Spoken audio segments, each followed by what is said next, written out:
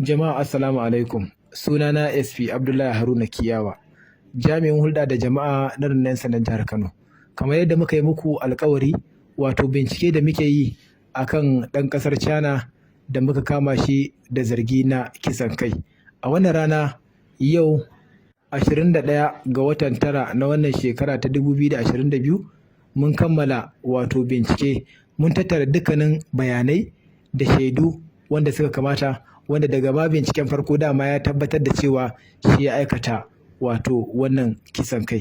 Kwamishinan 'yan sanda na jihar Kano CP Abubakar Lawal FDC ya ba da umarni bayan kammala wannan bincike an gurfanar da wannan wanda ake zargi, wato mai suna Jen Kwaron, ɗan kimanin shekaru 47, ɗan asalin ƙasar China da ke zaune a nan jihar Kano a gaban kotu mai lamba 30, wato Chief Magistrate Court da ke Zungeru Road a nan Kano.